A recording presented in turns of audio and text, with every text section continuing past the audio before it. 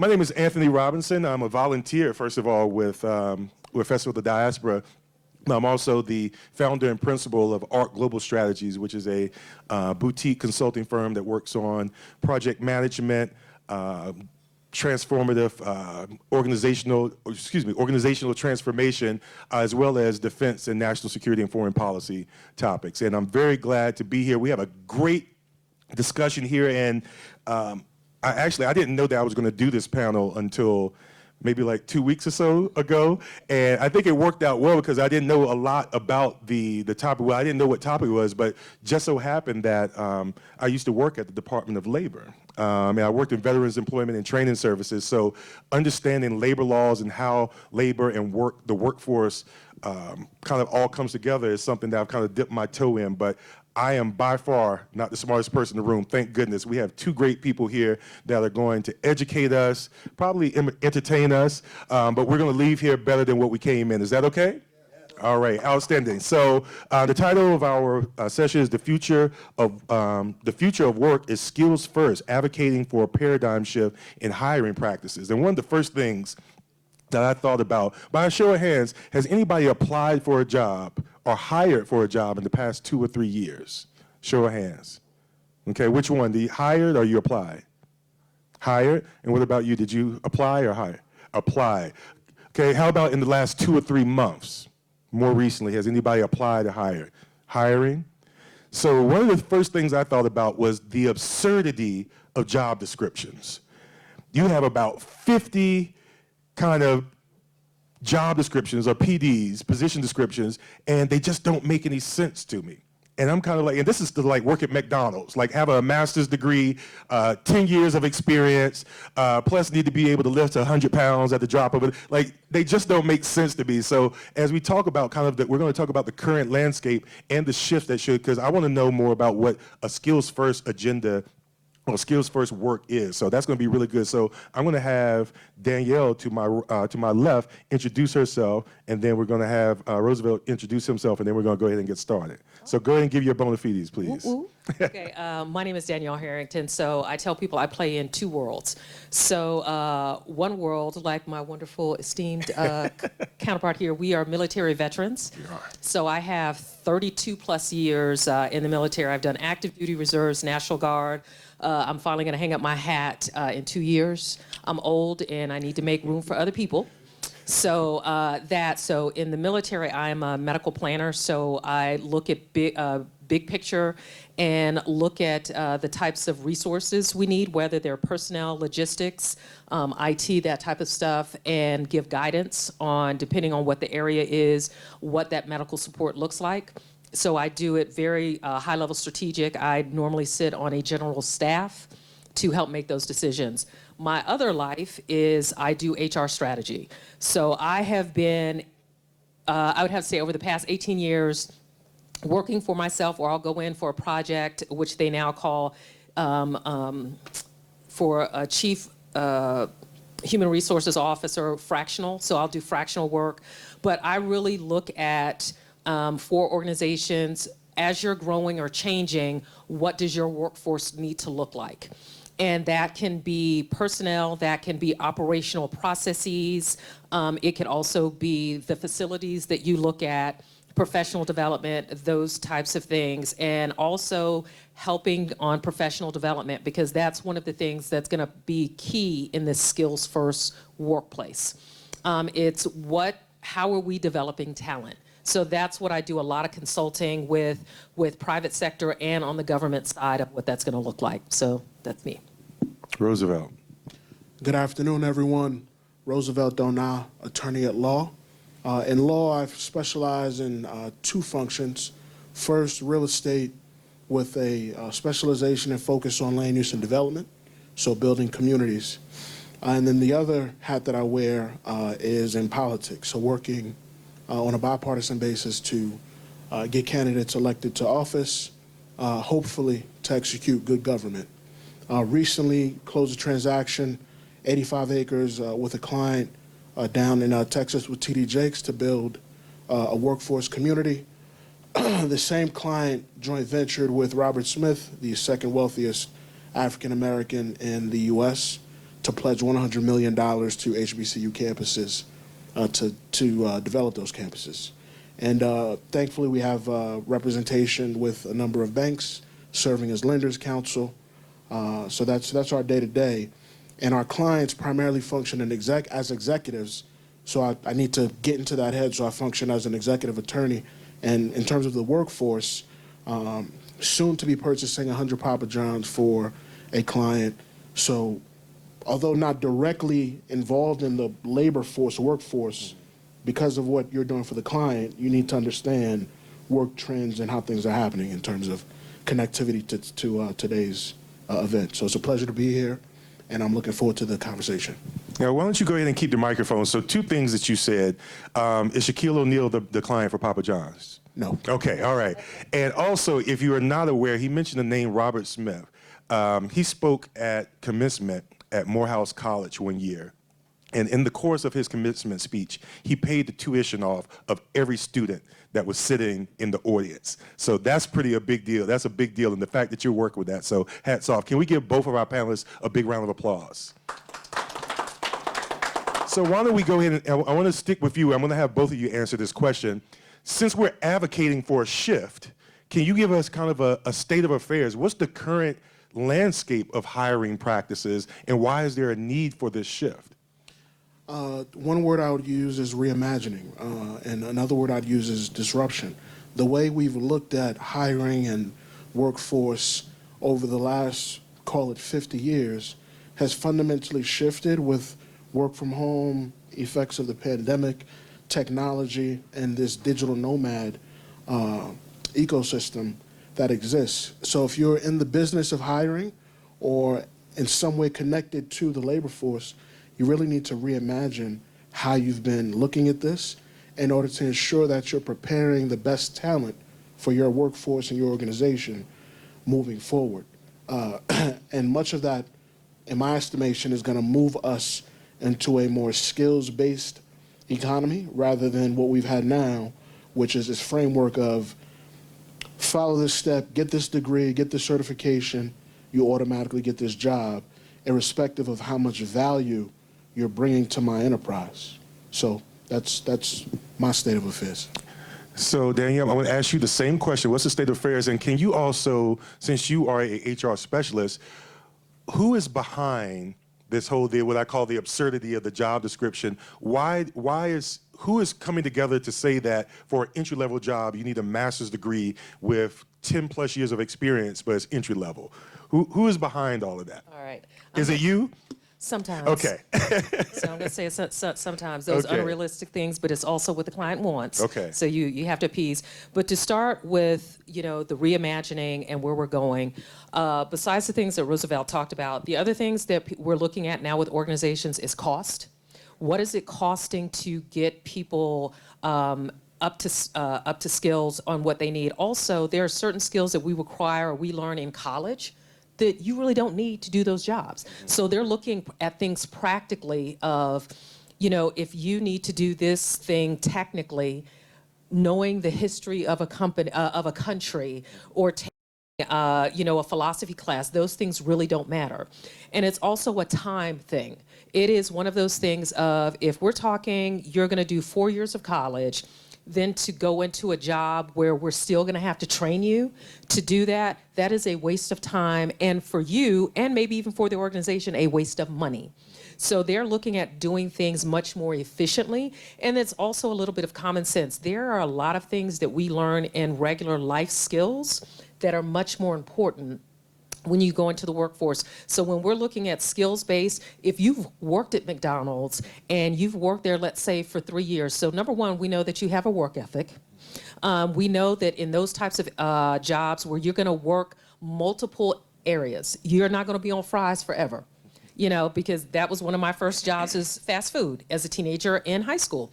And I learned how to break down the fry machine to clean it, or where we made burgers. I learned how to work the cashier doing that. I also cleaned up, had to manage schedules. So those are skills that you learn that are transferable to a Fortune 500 company, and they realize that.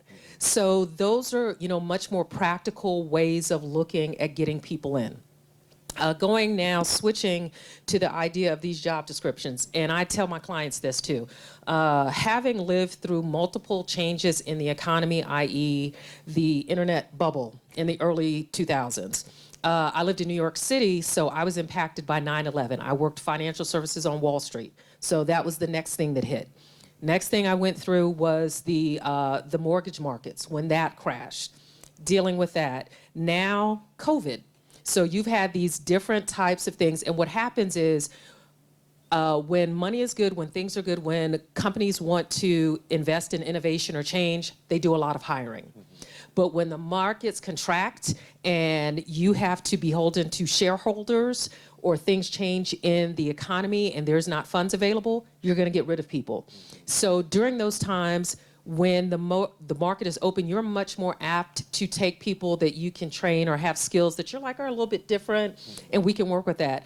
When times are tough, you want specific things. And if you don't have that, we're going to pass you over. And then also when the market contracts, there's much more variety of talent in the market. So that means if I'm just looking educationally wise, if I have 3 candidates, 2 went to a state school, 1 went to an Ivy League, they're all in the same, they worked, let's say, as an analyst at a company, I'm going for that Harvard League person because I know that more comes with that. And I also know that in a regular market, I wouldn't be able to pay for that talent. But because that talent is currently in the market, I'm going to take that talent. So there are these things that go along. Sometimes it's unrealistic. And then I also tell people that are looking for jobs, when there is a lot of people looking, it's overwhelming for HR. So they're only going to focus on the people that they're currently interested in. So if you don't hear from people, as people call it now, ghosting, if you get ghosted, it is a reality. Where it annoys me is if we've interviewed you and then we ghost you, that's just wrong. That's bad business. So yeah, a lot with these things. And then sometimes the other part with bad job descriptions, I tell people it's when the business is not engaged with HR. Because you're expecting us to come up with job descriptions on things that you're the expert in, not me, but you don't want us to spend the time. So where do we go? ChatGPT, Google, Glassdoor to see what's out there. And then from a hiring standpoint, you're not getting quality candidates. So it's a little give and take on that.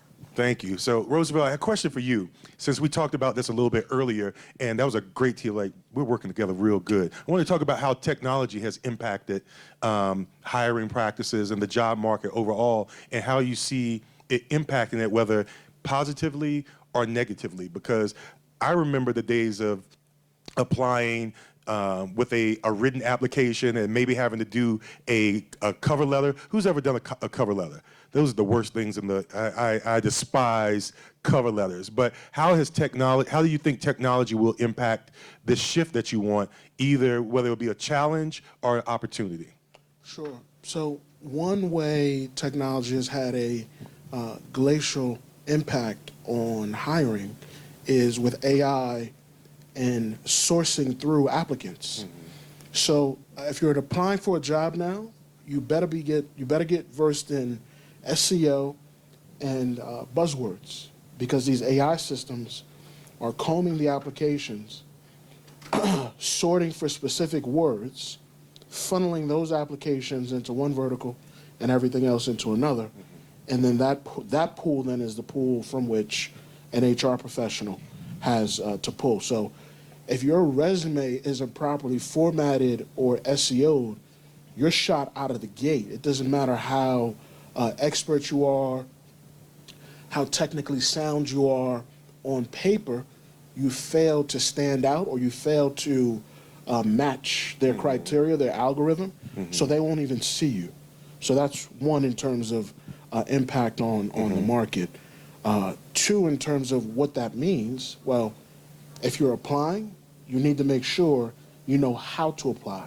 No longer can you just rely on your Georgia State degree, your Harvard degree, or Yale degree. You need to make sure that you are appearing before the potential employer. And in terms of the market shifting, again, with AI, jobs will become scarce. Excuse me, not scarce. There will be a need to trim down the amount of folks doing the same work, right? Because now you have technology boosting and supporting you in your functions. So it's understanding how you fit into that ecosystem. So I'm gonna push back on something a little bit. I want to create a little disruption here, especially with the technology piece, because becoming fluent in ChatGPT or other agents that can help you with your resume or your cover letter. There's a rapper that had a lyric that said, "Men lie, women lie, numbers don't." I believe that men lie, women lie, but talent doesn't lie. So you could be great. So you can't fake it till you make it as well. So you have to have the talent, you have to have the skills. So if technology is just judging you on how smooth you are with ChatGPT, there's going to be a reckoning at some point. So again, is this a challenge or an opportunity? How do you navigate that for someone who's hiring, like this gentleman in the front here? He sees the smoothest alley. This is great, but someone is going to have to sit in front of him at some point. So why don't we talk about that and how to navigate that? No, at the end of the day, talent is a prerequisite, right? At the end of the day, don't even apply if you don't have the capability or bandwidth to get the job done. And I mean, you speak to any executive, any hiring manager, like, why waste your time? In terms of the impact, though, in order for the talent to be realized or visualized, you need to get through that first round of screening. So there needs to be a combination, talent and an ability to effectively present yourself if you're going through a system that's sorting out applications. So it's not a either or, it's a both. Okay, great. So my question now for you, Danielle, is the current state of affairs, the word DEI has become like this bastardized word. And a lot of people are using it in a manner in which that's not how it really exists. But employers are running scared. I just left the federal government in the United States, and to see, and I worked in defense, so that means I work with the militaries, all the security enterprise with the military for the United States, and seeing the memos on the letterhead of the United States Navy or the United States Air Force talking about how we will no longer, look at anything related to equity, diversity, or inclusion is very frightening. And I'll just leave it at that. We can talk about politics, big P or little p, but employers are not just the federal government, but employers have, I think Google dropped something that same day. There was another, somebody wanted to boycott Target because they decided to abandon all DEI hiring practices or just for the company writ large. How do you see, what impacts do you see on the horizon with this stance that has been taken? And I'm going to add something else to it. Were employers really even about DEI? Ooh. Was it a facade? You're trying to cause problems I today. am. That's what I do. Okay. Go ahead. Do something with that. All right. So the reality of it is that we have, and for those of you who are non-Americans, like, I'm pretty sure you see it in your governments too. You have these pendulum shifts where you go from liberal to extreme conservatism. And during these times, there are people that lose out on both sides with this. And what we're finding is, especially in the United States, this idea of woke. And it's like when you ask people woke in the Black or African American community means something totally different in the white community. What we're finding is that dealing with, I have clients that are government agencies.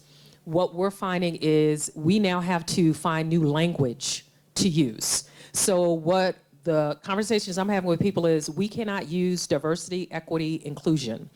But the reality of it is there are groups that fell up under those categories that we will still give preferential treatment to, i.e. veterans. Yes, correct. Even though that falls under the category of DEI, we're still going to do that. People that have certain types of handicaps, because there are certain things that are polarizing in our government that we're not going to poke. So when it comes to people who serve in the military, we are not going to mess with that. That's the reality, even though it falls into that category. People that have disabilities, we are not going to mess with that, even though it falls into those categories. So it is trying to find out ways to just honestly change the marketing. And then what we also have to look at is, and and I am being transparent here in my conversation. This is Danielle Harrington speaking, not the United States, not anyone else. It is how we're going to partner and how we are going to execute differently as those people that fell under DEI, because we own businesses. We are executives at companies or even middle level management who make those hiring decisions. So you have to be intentional about how you hire, because the reality of it is when minorities are hired, we are not just people that you hire because you have a quota to fill. You have to have all of the requirements first. So it's not like, oh, we need an Asian person or a woman, so we'll just, all she has to do is have these 3 qualifications out of the 7 and we take them. No, she normally has to have 10 instead of 7. But it is our responsibility, those of us who come to events like this, who have the ability to influence and make decisions, we now have to own some of that, because they're trying to change the laws. And then what people also need to understand, and I'm going to step into the legal lane a little bit. I am not an attorney, but what's going on is, for the federal government, these are requirements that they're making to change that. But on the private sector, they're strong arming. They don't have to make these changes. So they are strong arming the Walmarts, the Amazons, the Targets to do that. And we have the ability to change that, number one, of how we choose to spend our dollars. But again, when you're in those organizations, people are like, oh, I don't want to be a part of that. We still need jobs. We have mortgages to pay. We have kids to take care of. You still have the ability to know if there's a minority, whether it's a woman or a person from a different ethnic background or anything, to say, I'm going to make the decision. I'm going to mentor you and coach you and make sure that you have the tools necessary to move through the ranks. Because if we think about it, it is white men that are running scared, because we're trying to get into rooms that at the end of the day, they won't let us in. It's not that we don't have the abilities. And when we put laws in place to give us those opportunities, we are, we're going against them, because there is this entitlement that they believe that just because they are who they are entitled to everything that comes. And if we come into that, we're taking from them. And I tell people all the time, if that job was out there and we all applied for it, who says it was your job? And so it's going to have to be of somewhat of a mind shift in how we, hire. Even for me, I'm intentional about how I hire. I'm also intentional about the services that I pay for. My attorney is Black. My accountant, my doctor, my GYN and my family doctor, my dentist, so they are people of color, because we know in our communities that if you make it to that level, you are head and shoulders above the average other person coming into that. So it's those intentionalities that we now have to do to circumvent DEI going away. Okay. So neither one of us lawyers, so I want to get into the legal side, because with this abandonment, there are certain things, there are laws, there are people that have fought, whether it was unions or others, that fought to have protections for people in the labor field, in the workspace. How close are some of these tactics? How close are they to breaking the law, if you will, as far as discrimination or some of these things are concerned? What's the legal impact with abandoning, ensuring that there's inclusion and equity, and maybe it's not the right terms, maybe it's just shifting the terms, but how are we teeing, or can people sue Walmart or Aldi?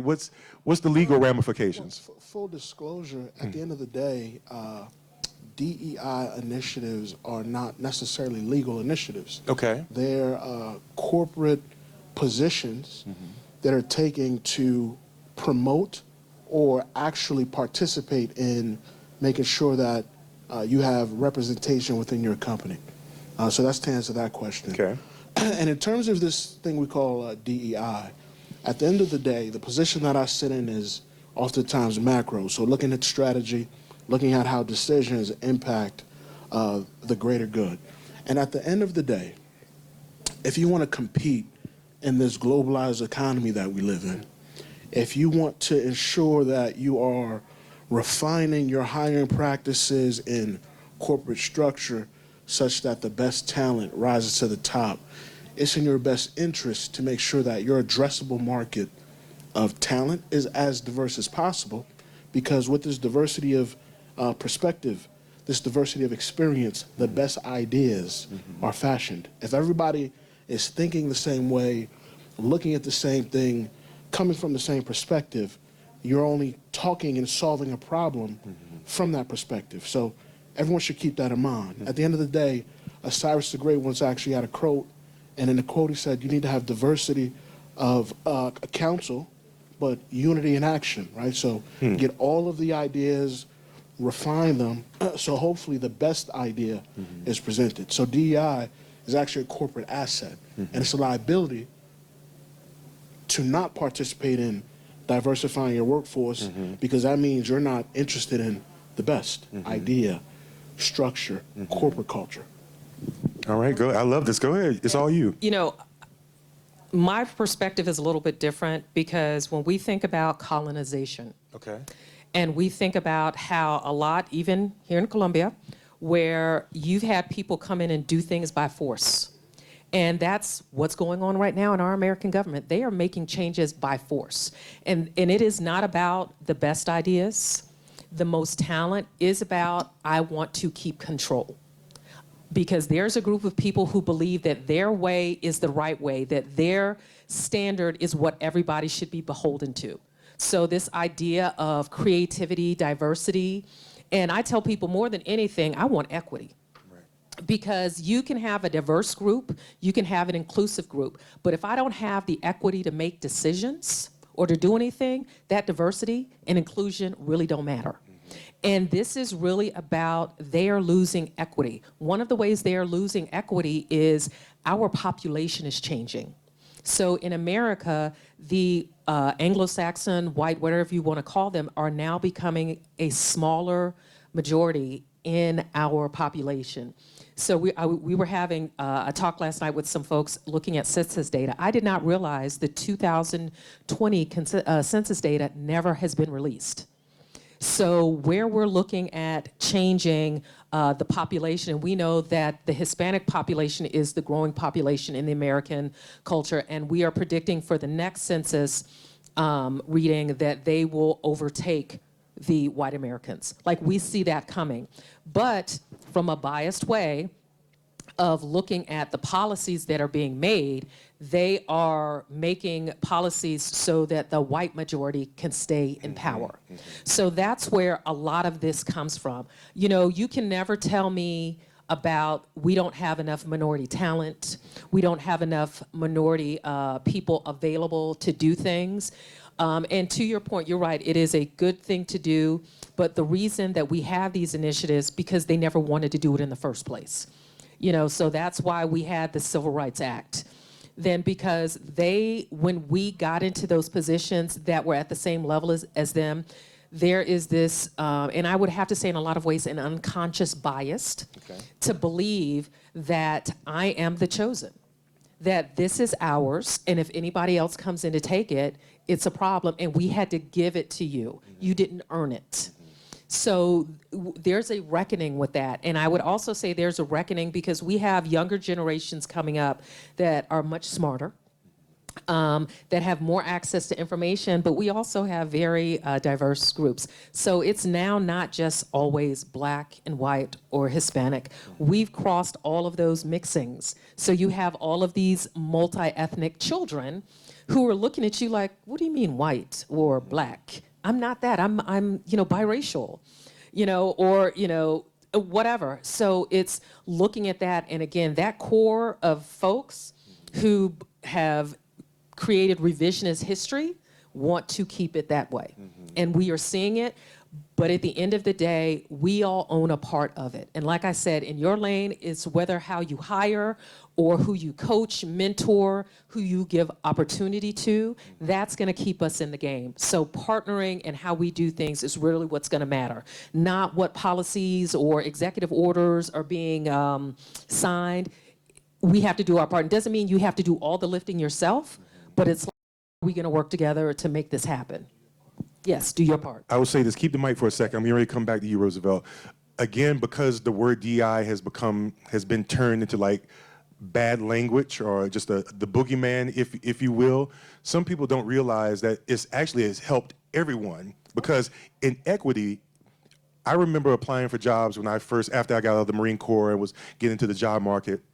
You didn't used to see pay bands on job descriptions. Now most people, that's equity, because you could apply to a job and you could be super qualified and they're gonna underpay you. Now you at least get to see the pay bands, or language saying, here are our must-haves and nice-to-haves. And there's, if you see the fine print at the bottom of some job descriptions say, if you don't fit all these descriptions, still apply. And so this helps everyone. But again, DI has become the boogeyman, or again, just bad language, but it's actually helped everyone, and specifically white women, if we're gonna talk. Absolutely. And so some people think that they're hurting only black and brown people, but everyone is being impacted by some of these radical. Would you agree with that? I agree. You know, And it's okay if you disagree with me. No. I'll do that in private. Okay. Here we're gonna be a team. All right. Okay, we're a team here. No, I agree, because one of the interesting things right now, and it's sad in the United States, is farmers. Farmers are being adversely impacted by these new policies. So, you know, we can take race and sex out of this. Like you said, this is for everyone. And until people really own that, because, you know, the FAFO part, we are on the find out part. We are there, okay? Well, And I don't know how the interpreter is going to translate that. yeah, FAFO. We got it. Okay. They understand. Yeah, and so, you know, what's interesting in minority communities, we live in that constant state. So we know what it's like. Like there's a saying in the United States, when, you know, America catches a cold, the minorities, we catch pneumonia. So we know what it's like to do without, to have to pivot, to do these things. So in a lot of ways, we're prepared for this. Like we're built for this.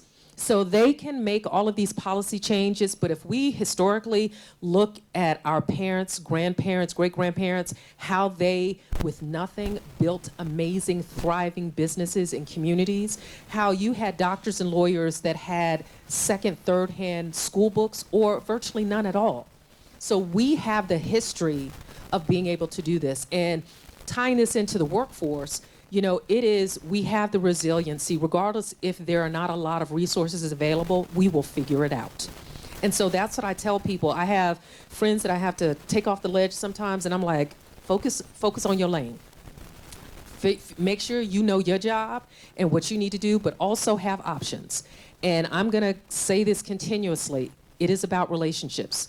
In this new workforce, it is about, you know, who you know, how you can partner, even with skills. What new skills can I learn? Because with technology, a lot of the ways that we used to do things, people are putting out this information like, oh my God, these jobs are going away and people aren't gonna be able to work. No, those jobs are going away, but new ones are being created. So it is on you to figure out, where do I wanna be in this new world? Or am I gonna create something? Because that's the other thing. You don't have to wait for somebody to do it. You create it. So it is, you know, looking at it in a different way. And I'm also saying there's always opportunity in chaos. So please believe there's a lot of money out there. So this scarcity mentality that there's no money to be made, there's money here. You get some new skills, you learn how to partner, you pivot, you'll be all right. And we have to bring that message back into our communities, because that's the key. Like, we know it at this level because we've done it. We've been successful. Some people have had it, lost it, got it back. So they have that resiliency. But when people are in a constant state of survival, sometimes they forget that and they don't get it. But we have to be those messenger carriers to let them know that you're going to be all right. And sometimes, and I have to just kind of plug this as a business owner, I functioned in fear for years. And then one day I sat back and I was like, being spiritual here, God got me through. Like, I never had to worry about, was my bills gonna be paid? Was I gonna be able to take care of my son? Were there days where I was a little scared? Yes, but I always made it. And for the vast majority of us, we've had tough times, but we always make it through.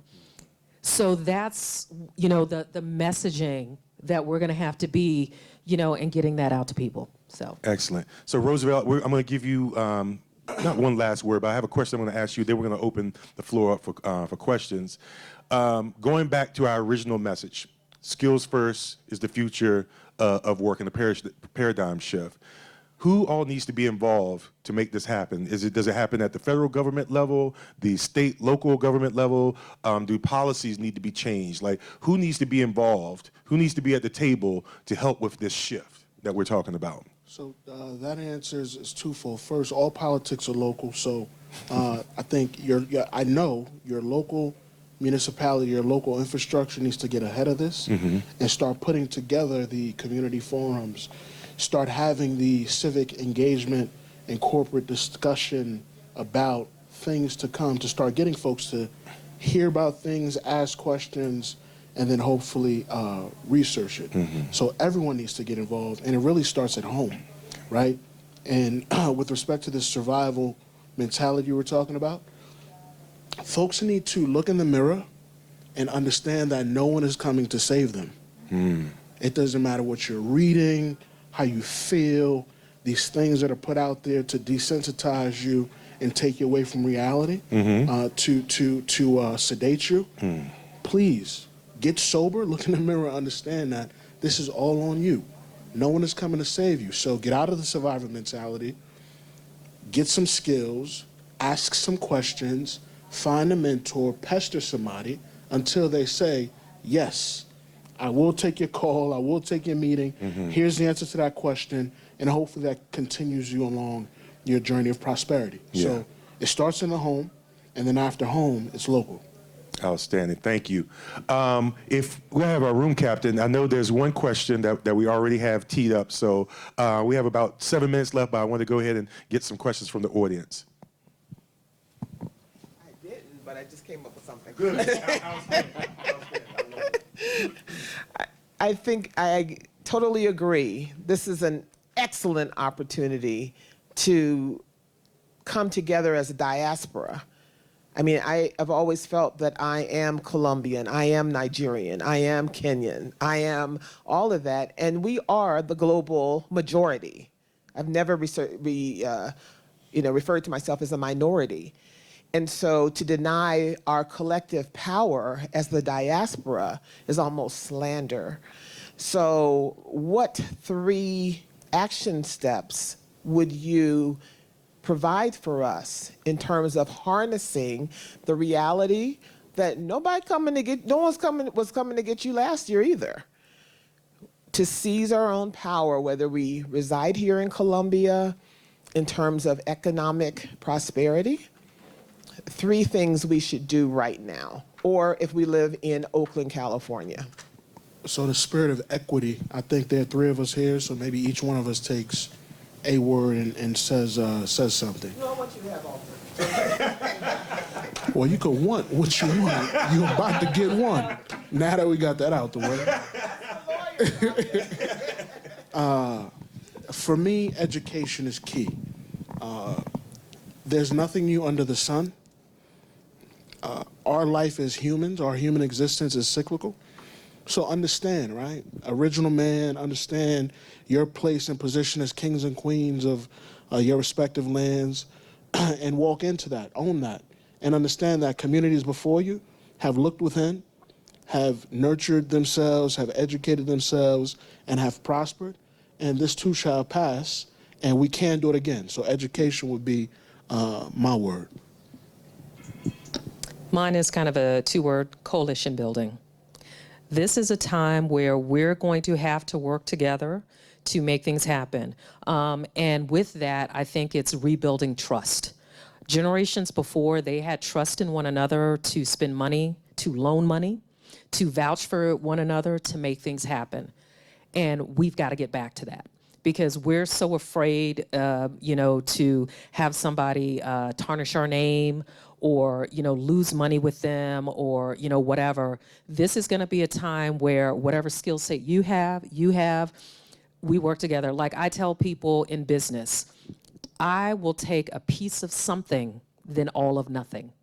So when we're doing business deals, I don't need to know, I don't have to have it all. Because if I have a couple of pieces of a couple of things, I'm going to have enough to do it. So it is getting out of the mentality, I don't need to be the CEO of everything, the founder, co-founder.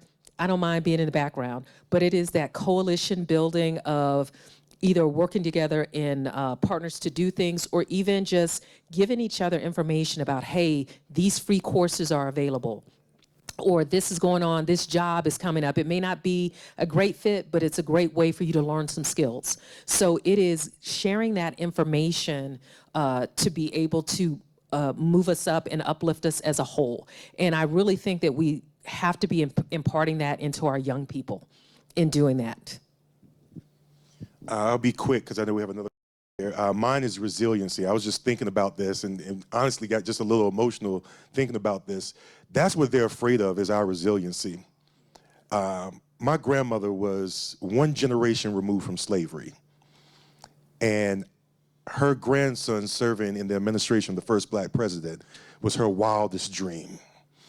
We are the slaves' wildest dream. We are the rose that grew out of the concrete. The resiliency, sticking with it. Am I frustrated? Yes. Am I anxious? Yes. Am I tired? Yes. But I'm not scared. I'm going to keep pushing. I'm going to keep going because it's in me. It's in my DNA. It's in my blood to not quit, to not give up. And I have days, but I keep pushing forward. So resiliency, I think, is part of it. This is not the time to quit. There are people that are watching us. The world is, as Americans, the world is watching us to see what we're going to do. This young democratic experiment. And we have to be a little bit more humble too, because I tell people that as American exceptionalism is a trick. It really is sometimes. The Roman Empire, as great as it was, it fell. The Ottoman Empire, as great as it was, and the language, the history books are filled with, it fell. Why do we think that it could not happen to us if we're not careful? The world is watching to see if this democracy thing is really going to stick. So resiliency is my word. So we have a question, and I think we'll wrap up. We'll have some final thoughts from our panelists. I have a question specific for Danielle. I'm curious about how you view the future of work. There's been a couple touch points on automated technology and how it's changing work. But when you think about generations previous who had their workforce opportunities at steel mills and auto plants and paper mills, that's all gone, right? And the entry points are much more nebulous. They're harder to navigate.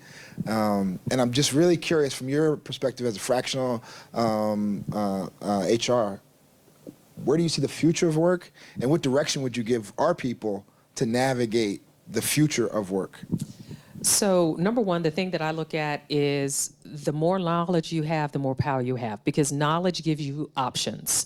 So, and one of the things that we also have to do is we now have to be a little bit more engaged in trends on where things are going. So one area that one of the folks that's here on the trip that I found out about last year, energy. Like you just mentioned, like the old steel mills, coal mines, things like that. But renewable energy isn't going anywhere. So these electric vehicles that we use, all of these things that we're doing, they're trying to do electric trains, things like that. You still have certain jobs that you need. Those things still need to be fixed. Besides creating and building, there's maintenance that goes with things. So there is a trade world that's not going to go away. And we need to, for where work is going, we are not doing enough to the trades that used to be around to make sure that we have people to do them. Simple things like, even though we have technology, we still need an electrician. We still need a plumber. We still need masonries and folks to do construction to build stuff.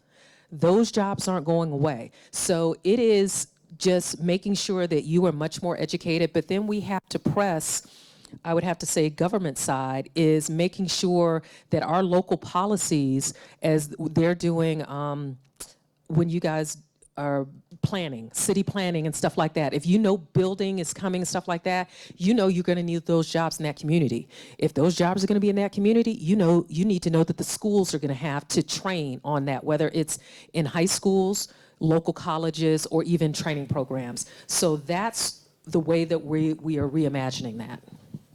So we've come to the end of our time. Just a closing thought, if you will, to share with the people. This has been. Can we give them a round of applause before the end? This has been so insightful. I learned so much. So we'll start with you. Just a closing thought. We gonna be all right. We gonna be all right. We gonna be all right. Gonna The be lawyer, all right. Roosevelt. Nobody is coming to save you. This moment in history is a reckoning, as my panel mate said. It's a reckoning. It's a moment for introspection. It's disruption or chaos, however you want to characterize it. It's an opportunity for you to look within, and whatever ism, whatever label that you might be looking at as the thing stopping you, your color, race, no one cares. Get the education, ask the questions, position yourself to compete, prepare yourself to compete, get out there and execute. Nobody cares about whatever it is. The letters, the color, the gender, compete. Roosevelt, Danielle, thank you very much. To our audience, thank you very much. A big round of applause for you as well. Thank you, guys. Continue to enjoy your day. Thank you very much.